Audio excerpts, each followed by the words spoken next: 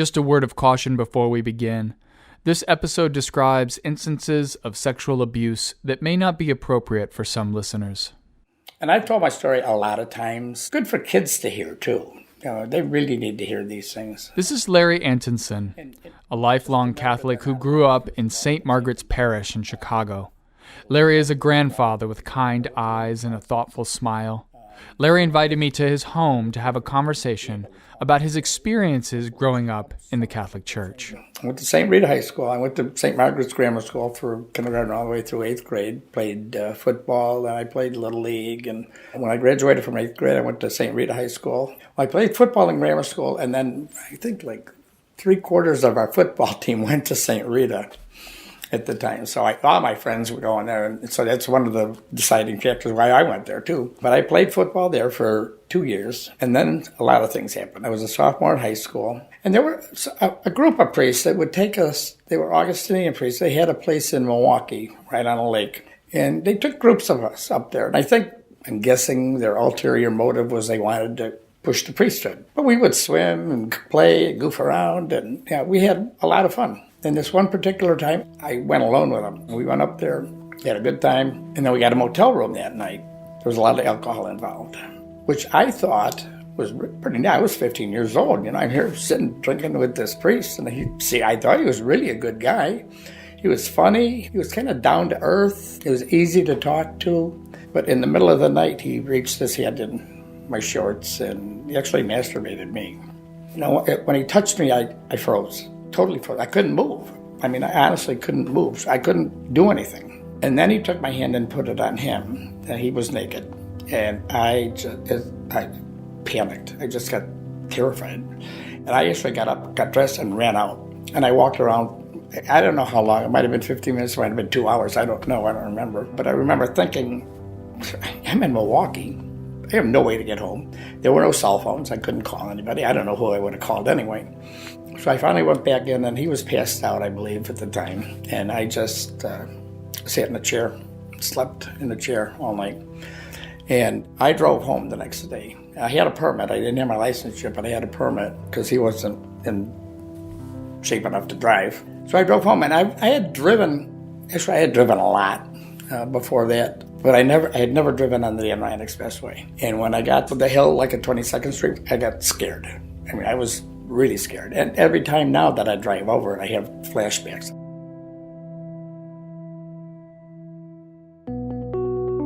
My name is Alex Lang, and you are listening to Restorative Faith, my podcast for those who question and doubt. The goal of this series is to recast Christianity in a new light. This season is about sexuality and its role in driving people away from the church.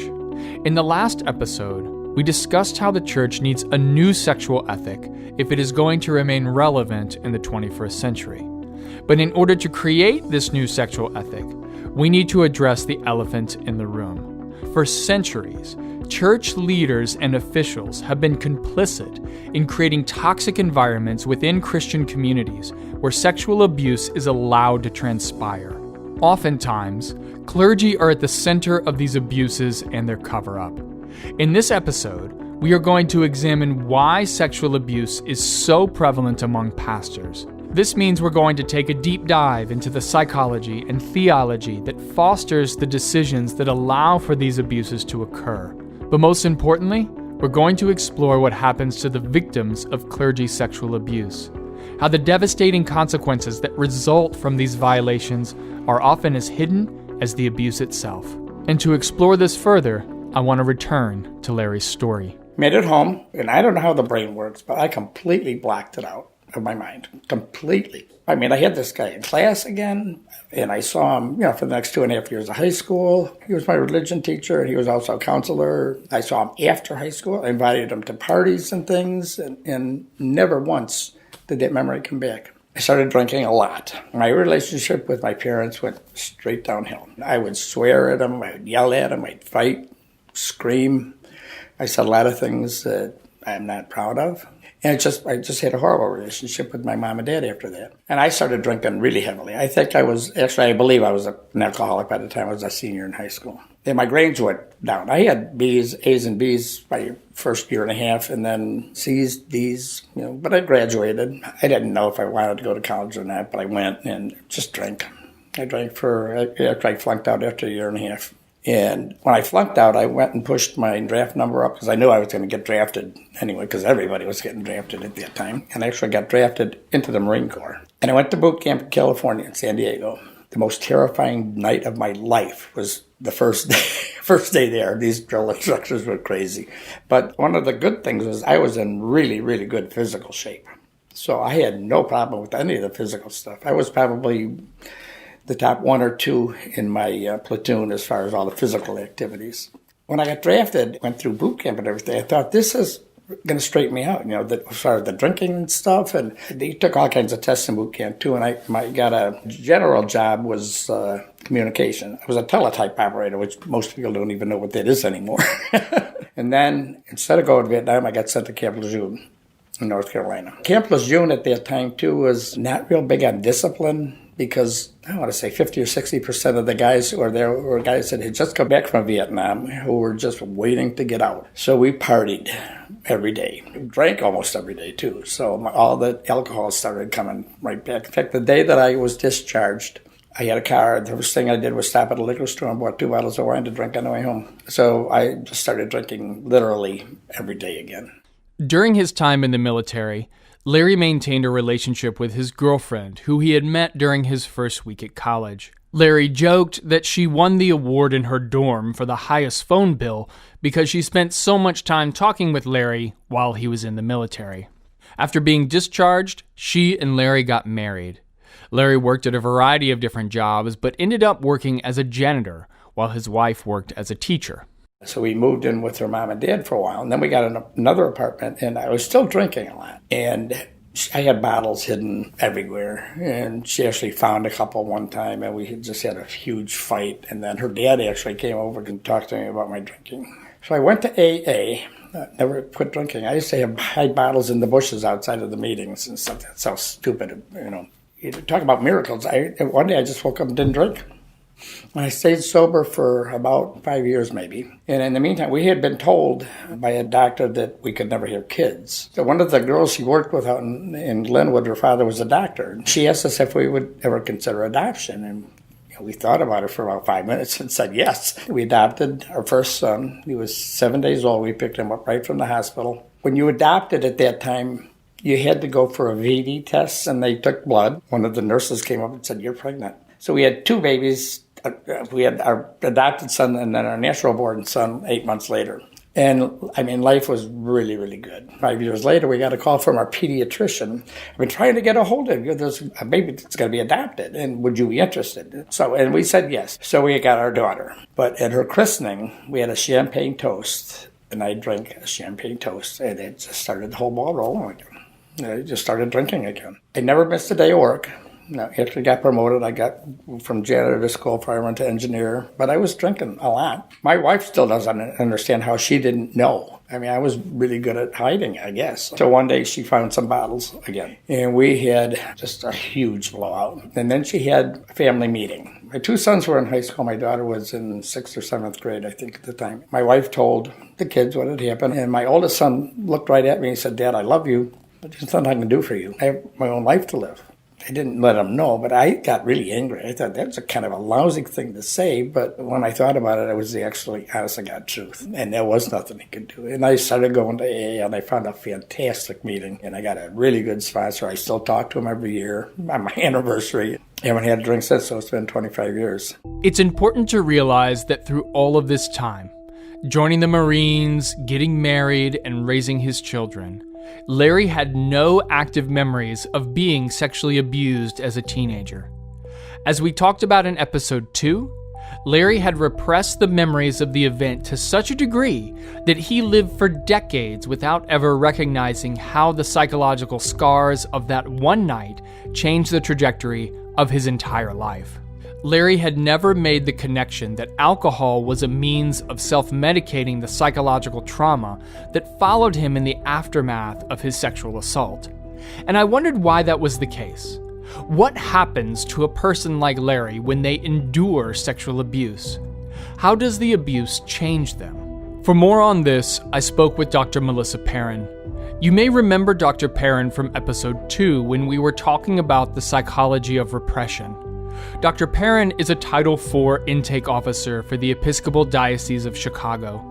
Title IV is a canon that describes how clergy are expected to conduct themselves while they wear a collar and are ordained. When a complaint is registered against a clergy member, Dr. Perrin is called in to assess whether or not the canon has been violated. This includes allegations of sexual abuse. So I asked Dr. Perrin, what are the psychological ramifications incurred by a person who endures sexual abuse? And what Dr. Perrin explained to me is that in order to understand the consequences of sexual abuse, it is first helpful to have a grasp of how the human sexual template is formed. Most of us have a sexual template that's been laid down by the other person that we were first sexual with, which is different from playing doctor, in the playhouse in the backyard. It's different from exploration. It is normal and natural for children to explore and to explore with each other. That's not predatory. There's nothing pathological about that. So exploration is different from a sexual experience. But the act of becoming conscious and understanding how my body is affected by your body, how my body affects your body, that sense of power over someone else's self and experience, that is when the template begins to get laid down. For someone who isn't sexually abused in their earlier years, this does usually begin to happen around puberty. When a directed sexual experience begins to happen, and it happens a couple of times, the template is created. What Dr. Perrin made clear is that for those of us who have had consensual sexual experiences with age-appropriate partners during the common course of growing up, sexual arousal will occur under conditions that most people would consider normal and appropriate. On the other hand, for those who have been sexually abused, the sexual template can become distorted, causing sexual arousal to occur under conditions that most people would consider abnormal or inappropriate. I'm going to give you an example from the Sandusky cases, in which the shower played a very important part in the seduction of the boys. Each case had a similarity, and again I'm speaking in generalities, in which the child was from a single-parent home. There were certain stressors that were happening in which working with the coach was a gift. And there was a social contract in which the child was to receive this gift, and the child wouldn't get this gift elsewhere, wouldn't get it from a father or an uncle. And part of being in sports is getting sweaty and having to take a shower. And the sexual activity happened in the shower for many of the children who were sexually abused. For some of those folks going forward, water and the shower would be an erotic zone.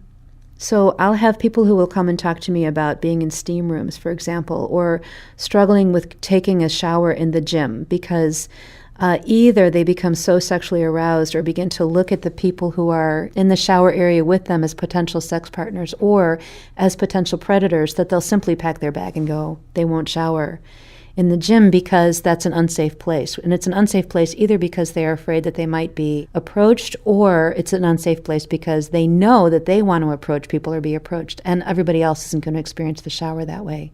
So the template is when each of us has a script of how we advance from not touching to seeing to touching to the dance that occurs as we begin to be sexual with our genitalia. So there's a whole lot that happens before the genitalia is involved. For many people, there's a lot of fantasy, there's a lot of dance steps. I'll do this and you'll do that. We're taught our sexual behaviors, and that's where the templates are formed. So if we have a child who is sexually abused at the age of 4, that sets the child's sexual template.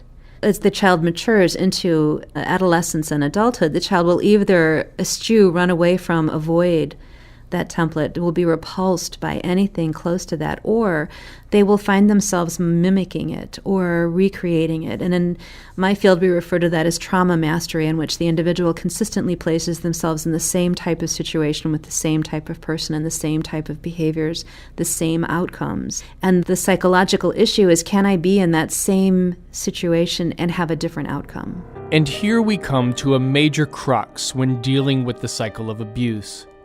When a child is sexually abused and their sexual template is corrupted by their abuser, they often lose perspective on what constitutes a normalized sexual experience. This is particularly true when a victim trends towards trauma mastery.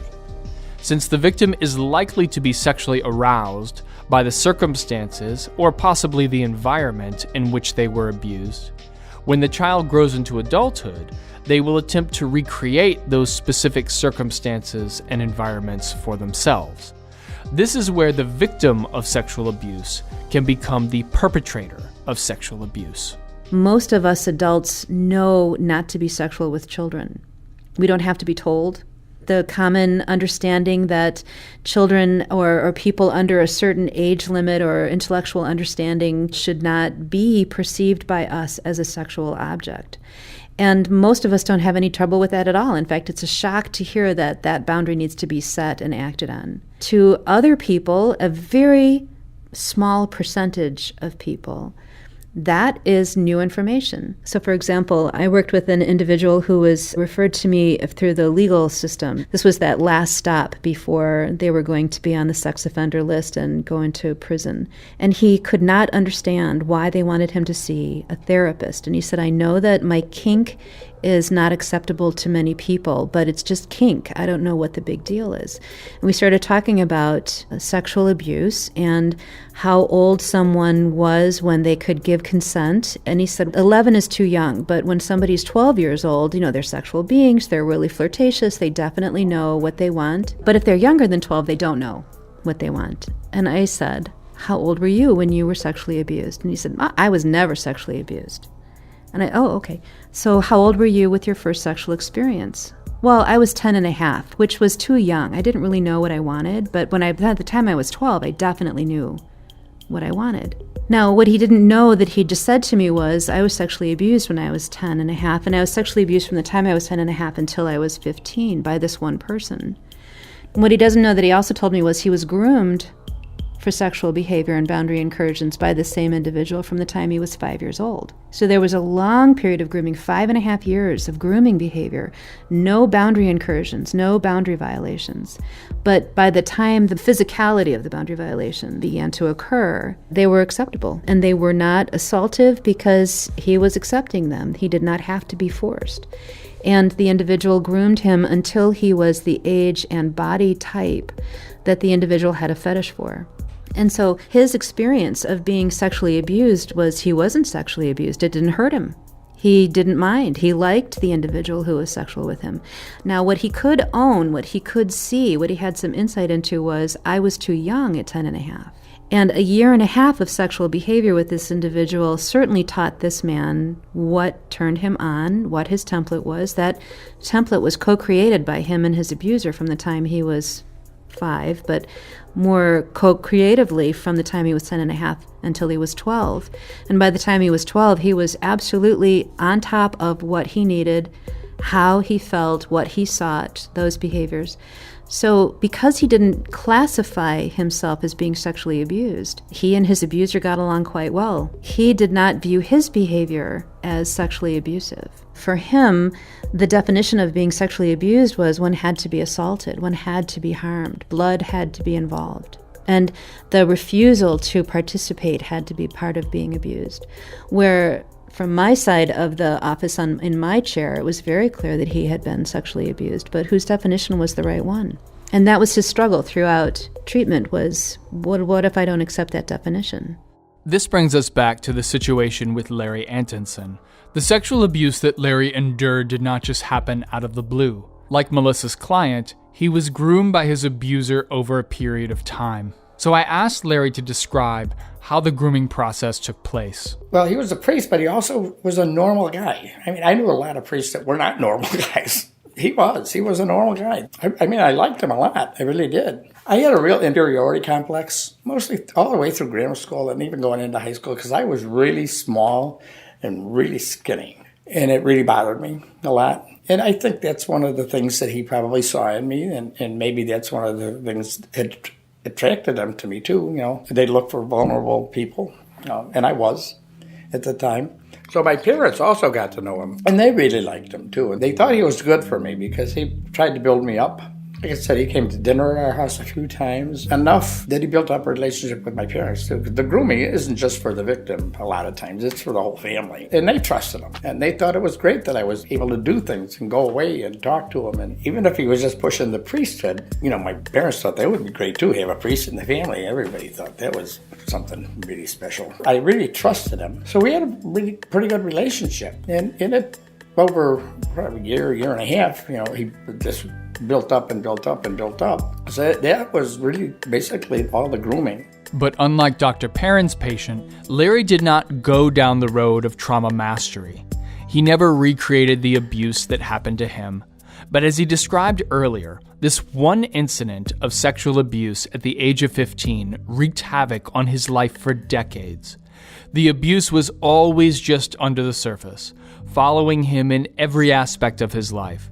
It was as if he was psychologically frozen at this one moment in time and could not move forward. But that all changed in 2006, when Larry went on a retreat with his church. I was actually on a men's retreat, and I don't know what triggered it, but all these memories of the abuse came back. I talked to the priest probably for an hour and a half on the weekend. He said, "You should report it." And I said, "Okay, first thing tomorrow morning, I'll call." I remember walking in the house after the retreat was over, and I don't know what look I had on my face, but my wife said, "What happened?" Because she knew something had happened. And then when I told her, she said, "I'm not really surprised. I've always wondered about that." But she's been my biggest support person ever in the world. So I called the Archdiocese of Chicago the next morning, and they actually told me because it was not a diocesan priest, because it was a religious order priest, that they didn't handle it. But the girl that I talked to, she gave me the phone number of the Augustinian priest that handled this stuff. And I called him, made an appointment, went and sat down and talked to him. I told him what happened. And I got the impression, first of all, either he didn't believe me or didn't want to believe me from the minute I walked into the office. And I asked him, I said, "Do you do any kind of investigation or publicizing to find out if there's other victims?" Because it's usually not just one. It happens, but it's usually not just one. And he said, "No, we don't do that." And the priest that had abused me was actually in a nursing home, dying at the time in St. Louis. And the priest that I talked to up here, actually the next time I met with him, he said he went down to St. Louis and talked to him, and he said he denied it. And he came out to our house and he offered to pay for 2 years of counseling. And my wife was sitting right here, I think, and he was sitting over there. I was sitting on the couch, and she got up and pointed and she said, "Get out of my house." It was just a slap in the face, 2 years of counseling. And I have not heard a thing from them since. And after this whole thing with the Augustinians in downtown, I was just angry. Really, really angry. When these memories came back, I never stepped not one foot in a church for over a year. I blamed myself. I felt guilty. Thought it was my fault. And plus, I thought I was 15 years old. I should have been able to say no. I should have been able to do something, but it doesn't work that way. So after this year of anger, because it affected my relationship with my wife and my kids, because I was just angry, period, all the time. And I figured I had to do something, and I don't remember exactly how it happened, but I saw something about SNAP, Survivors Network of Those Abused by Priests. And they had a phone number, and I called that number, and it was Barbara Blaine that answered, because Barbara was abused by a priest. And that's how she started it 34 years ago. But Barbara got me involved. There's just phenomenal people that come to these. It's really been a blessing. More than any other issue we have discussed this season, the issue of clergy abuse is perhaps the most prominent reason why Christians are walking away from the church. It is assumed that priests and pastors are morally upstanding individuals who have the best interests of the congregation in mind at all times.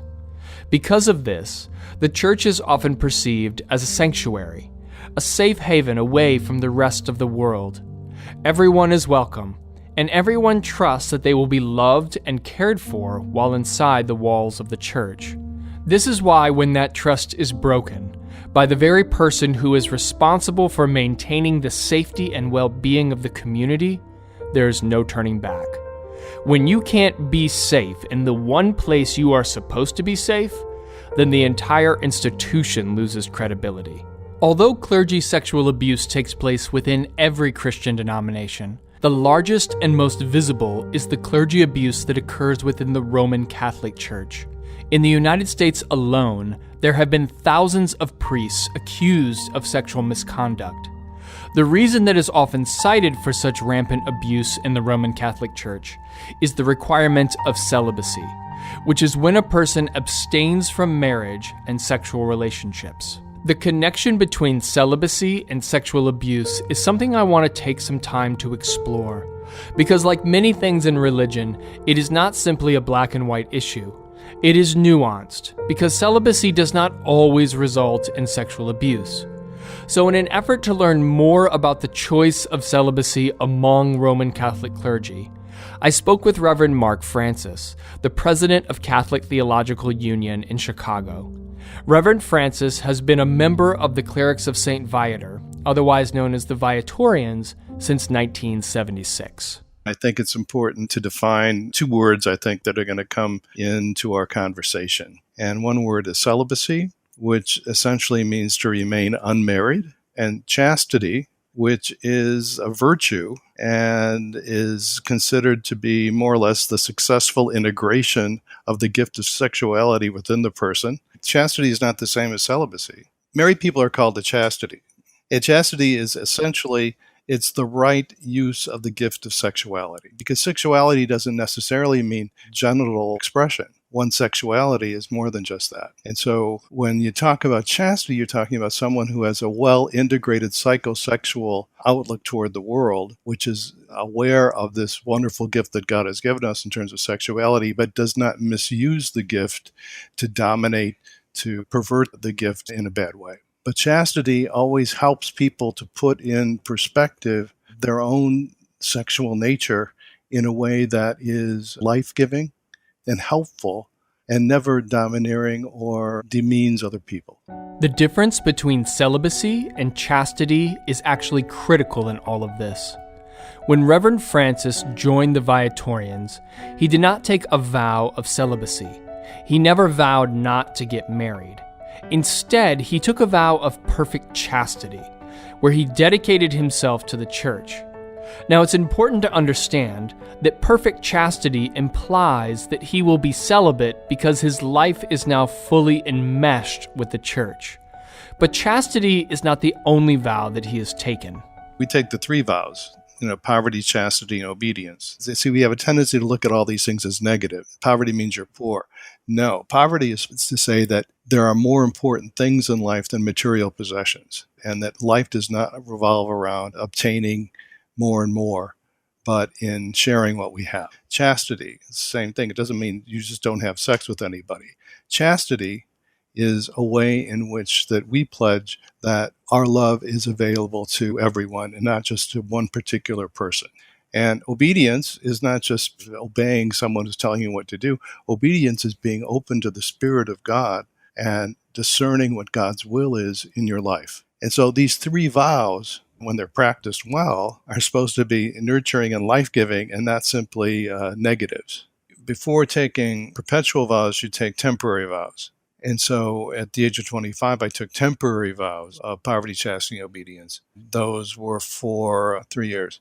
So it would give me enough experience trying to live the vows and to know if it was something that I could possibly do and be happy with.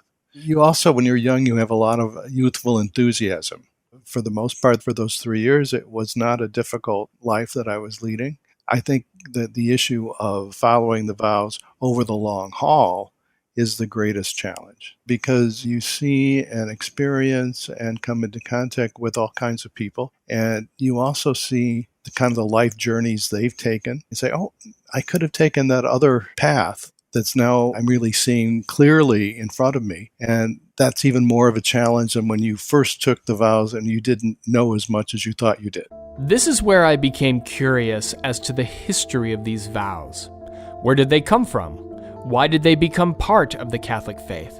As a pastor in a Protestant church, I don't have to take any vows that would prevent me from being married. Reverend Francis explained to me that there are two types of priests in the Catholic Church: diocesan priests and religious order priests. The diocesan priests are ordained for a specific diocese in answer to the local bishop. These are the priests with whom we are most familiar because they are the ones responsible for running local churches.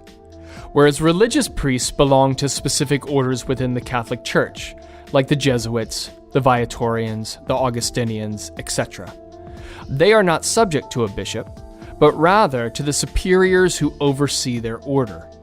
What Reverend Francis made clear to me is that celibacy is not the way things have always been. There are 23 different rites within the Roman Catholic Church. One rite, the Latin rite, maintains clerical celibacy.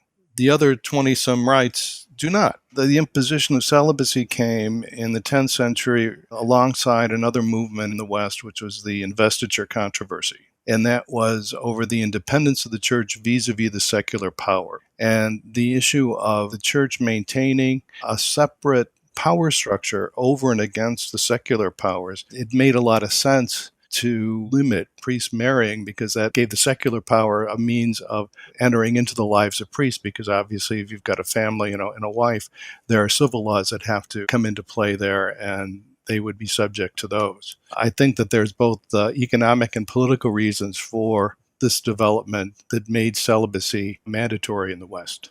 These economic and political realities of the 10th century created the system that governs clergy in the Roman Catholic Church to this day. Now, as we heard Reverend Francis say earlier, the vows that result in a priest becoming celibate are supposed to be life-giving. Indeed, Reverend Francis often describes these vows as a gift that can really enhance a person's life. But he's very quick to point out that these gifts are not for everyone. There are folks that have taken either the promise of celibacy or the vow of chastity and have done it without a full and mature decision, really. And because of that, they found themselves in situations where it was not life-giving. It was something that closed them off from other people's, made them miserable, and it was basically not a good choice on their part. If indeed the practice of chastity or even the promise of celibacy is a gift, it's not something that gets given to everybody. Part of it is, too, if you don't see it as a gift and you don't see it as something that God has given you, then you build up a resentment that is very hard to get over. And I have been around fellow religious, also diocesan priests. They meant well and they thought they had made a good decision, but living it out was a difficult thing. And because they were miserable, they weren't very effective as ministers. And here we begin to catch a glimpse into the reasons why chastity and celibacy have the potential to lead certain priests down a very dark road that can result in sexual abuse. Humans are wired to desire physical intimacy, which doesn't always have to be sexual in nature.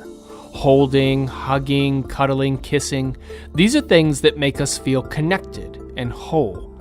Indeed, physical intimacy is life-giving in the same way that the vows of poverty, chastity, and obedience are meant to be life-giving. And the truth is, some people need physical intimacy more than others. So if you become a Catholic priest and have a low need for physical intimacy, then maintaining a vow of chastity will not be a major sacrifice.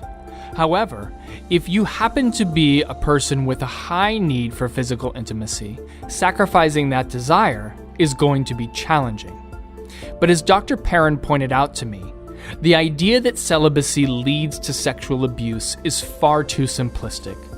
When a clergy person crosses the line into sexual abuse, this decision is much more complex than simply satisfying an unfulfilled sexual desire. So one of the most important things that I say every time I talk about this publicly is I have never encountered a clergy person who said, I wanted a collar so that I could abuse somebody. I have never, not a single person has said to me, the goal of being ordained was to get into the flock of sheep and harm them. Never. Most clergy are fine. Most clergy are healthy. This is a wellness issue with clergy. It's a self-care issue with clergy. What I hear regularly from the clergy who I am working with is that if I say something to them like, what do you do on your day off? They say, what day off? My contract says I'm supposed to have 2 days off, and usually that's Saturday and Monday or Thursday and Tuesday, but people get sick, People die, funerals have to happen, weddings. But I often hear clergy talk to me about, they'll try to have a sabbatical. They'll try to commit to 4 hours of a phone sabbatical or email sabbatical. Almost always somebody will call and say, Reverend, I know this is your day off, but we had a meeting last night and we just really needed this one piece of information and you're the only one who has it. And so if you could just give that to me, I can get going on my project and this will just be a 5-minute phone call. No respect for the day off. And often, even though they'll agree today to a half-time or 3/4 time position, the agreement on paper makes sense, but the paper agreement is rarely kept.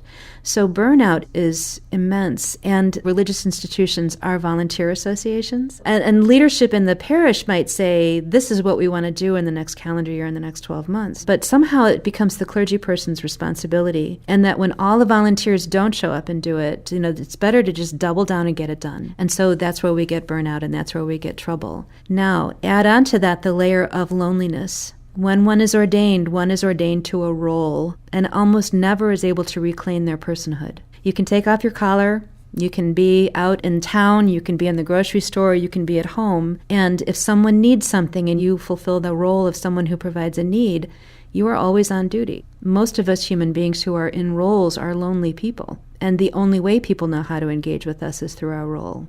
So we then move into a clergy person who has all of their time and energy is really taken by the congregation or the duties, and then they are a role and not a person. Folks who are in their first or second parish and they feel so close and so engaged and they feel like it's a loving community and they feel known and seen, and then there's a death in their family or there's an illness in their family and the congregation doesn't respond.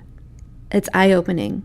That right there says, we are close because you serve me. That takes away the clergy person's humanity. And so they have to find it elsewhere. And then someone enters their sphere who actually seems to see them, or who sparks something in the clergy person of, I haven't felt this way for years, or this child is adorable. I love this child, being with this child. Yes, let's play Star Wars. And as that relationship grows, then it can become sexualized, or it can become monetized, or if it's with a fellow adult, when there is specialness and I'm sparked or you are sparked, or as the leader, I see how you could improve your life and you keep asking me how I could improve my life, and I get to weigh in and the boundaries begin to fall away. So the wellness of the clergy person is crucial. If the person is not a predator, doesn't have a history necessarily of sexual acting out, but suddenly has an opportunity to be seen as a human being, suddenly somebody sees behind the collar, is a powerful moment. So that powerful moment, because clergy don't get that very often, when it happens, it's a moment of recognition. And that's when all of the needs come surging forward and all of the hopes, and maybe I won't be lonely, or I did not know I was so lonely until I was seen. The way people react to the role of priest or pastor is critical to understanding the root cause of clergy sexual abuse. Pastors and priests are often placed on a pedestal because they are seen as being closer to God than your average person. They are revered as morally upstanding individuals who are not subject to the same character flaws as the rest of humanity. Pastors and priests are not supposed to struggle with anger, greed, pride, envy, or lust. Indeed, the congregation assumes that they do not experience the same range of emotions as everyone else. They're not supposed to cry during a funeral. They're not supposed to express outrage at injustice. They're not supposed to feel overwhelmed by their work. But they are expected to have all the answers. They're expected to say all the right things at exactly the right time. They are expected to be infinitely patient, loving, and giving no matter what life throws their way. And since no human being is able to do all of these things, these expectations can very easily strip clergy of their humanity. In my church, the Presbyterian Church USA, the average amount of time a person remains in the pastorate before seeking a new career, not a new church, not a new role in the church, but a completely different career, is 5 years. That's how long it takes for most pastors to realize they are being asked to do something that is impossible. For those who are healthy and understand boundaries, if the stress and expectations become too overwhelming, they will simply leave. But for those who lack a sufficient understanding of their own deficiencies and weaknesses, they will often act out. They will push back against the system that they feel is stripping them of their dignity. They will do anything to regain a sense of control and power, and sadly, this rebellion can include acts of sexual abuse. So when we look at the Roman Catholic Church and the high incidences of clergy sexual abuse, clearly there is something happening within that institution where a number of unhealthy people are entering the ministry, and the pressure of the role is motivating them to assert their dominance by means of sexual abuse. So I asked Dr. Perrin and Reverend Francis, why is sexual abuse such a pervasive problem among clergy in the Roman Catholic Church? With clergy in the Catholic Church, we have to remember that many of the clergy were conscripted into service. They were offered up by their parents. They were the youngest of 7 or 9 or 11 children, and the family needed help raising these children with food and education. A lot of the elderly priests were conscripted into service much younger than they could actually consent to being in service. Some of them would never have opted into being a priest or any of those leadership positions. They needed a home, but would not have opted into a celibate life, or did not know that celibacy was going to be difficult, or they were just always in Catholic school or Jesuit school, and it was the natural progression to be in seminary. Again, in the Catholic Church in particular, abuse is part of their history also. Being abused is part of their history also. Choir boys, altar boys, small children will talk about being touched or fondled or having sexual and inappropriate behavior in the sacristy or at the priest's house. Seminarians will describe being abused by professors and other seminarians. No one is taught how to manage their sexual impulses. They're taught to channel it, literally, to channel it into their projects, into their papers, into their work. And they do some amazing things. But after a while, the projects aren't as important as the person who makes them feel seen.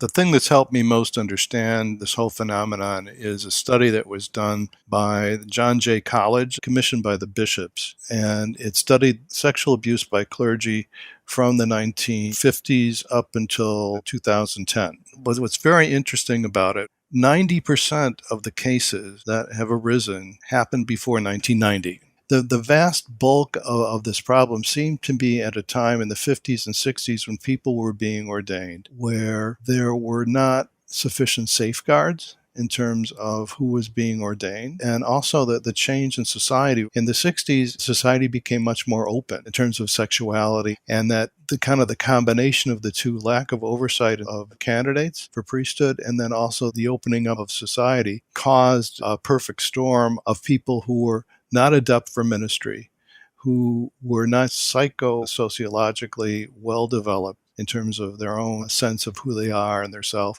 insufficient formation before they were ordained. All these things came together and caused this kind of perfect storm. The study was interesting and said, what are the root causes of this? Sexual abuse of minors by clergy is not necessarily a sexual thing. It's sexual for sure in terms of the offense, but psychologically it's a question of dominance, a question of power, taking people over. If you look at reasons for rape itself, it's certainly a sexual sin, but rape is not sex necessarily. So this whole phenomenon in the Catholic Church, it wasn't really understood, because when you have a whole generation of people like bishops and others that are afraid to talk about sex, which in a certain sense was the case in the 50s and 60s and 70s, all of a sudden these sexual sins of the clergy become something you don't want to talk about, you just want to sweep under the rug. One of the big problems, too, is the way in which the bishops dealt with it. This is even more of a scandal, or just as much of a scandal, as the fact that clergy sexually abused children, because the bishops then, they would not have them defrocked, they would move them to another parish or another religious assignment to abuse again. That was something that it was inexcusable. Parents who entrust their children to the church and they find that something like this takes place, that's a certain way of causing heartache and a loss of credibility on the part of the church. And this brings us to the heart of the matter. The fact is, there is something fundamentally broken about the church.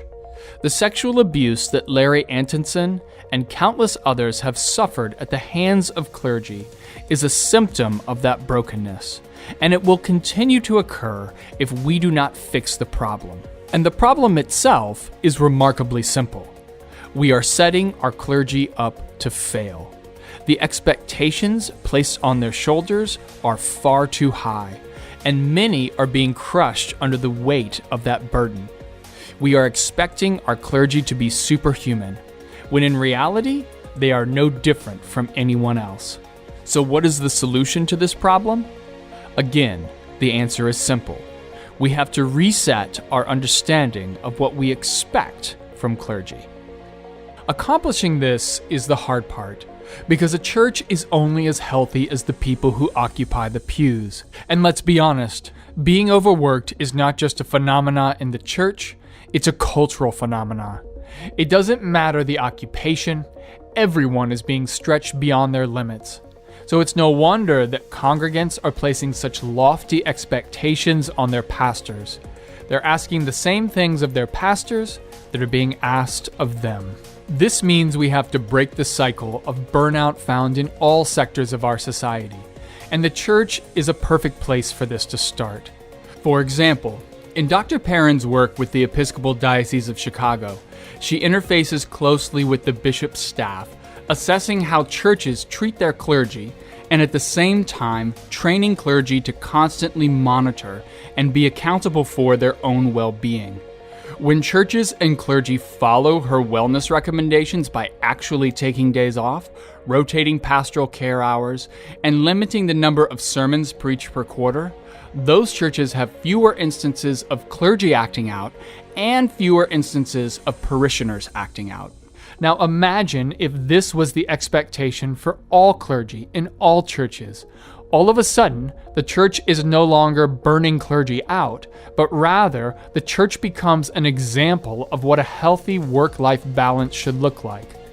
More importantly, the congregation, by adhering to those boundaries, allows the clergy to be seen as a multidimensional person. If the congregation acknowledges from the beginning that clergy need rest, that clergy have emotions, and that clergy are fallible, then they are going to be less likely to place their clergy on a moral pedestal, which means they are less likely to fail and hurt the people around them. In the end, clergy need to be more than a role. They need to be human. And this idea is what is going to drive the last episode of this season as we attempt to forge a new sexual ethic for the future of the Christian faith.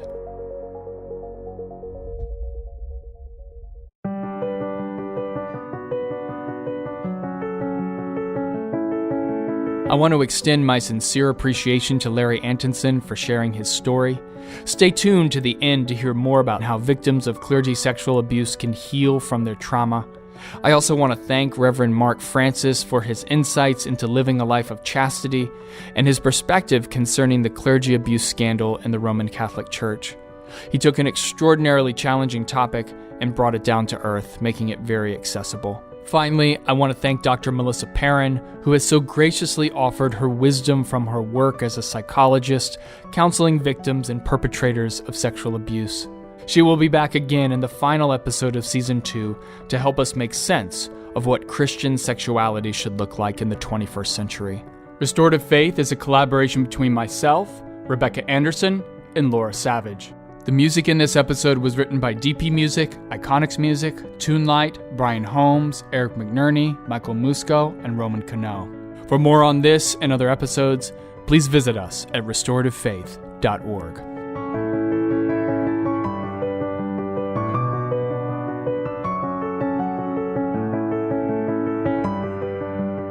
So if you were to give a message to people who may have been through something similar to what you've been through, what would you say to them? Tell your story to somebody. I believe the beginning of any kind of a healing is to be able to tell your story to somebody. I remember when I told my story the very first time, just to my wife, it was like a whole burden was lifted off of me. But the amount of support that I've gotten since I've been able to tell my story is just amazing. And to realize that it wasn't your fault. I know I blamed myself for a long, long time. I really thought that. And there's help. There's a lot of help available.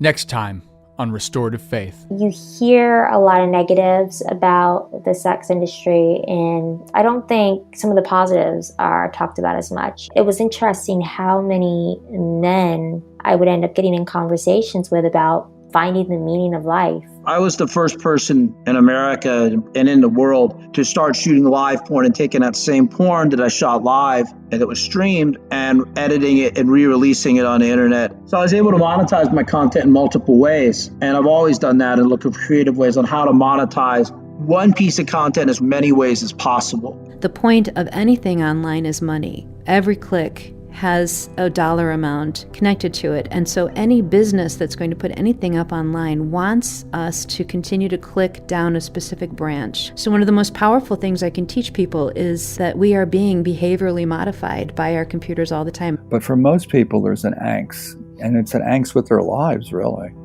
And so it makes sense if your angst is with your general life. Of course, it would manifest in your relationship that you thought was going to solve your angst, but it didn't.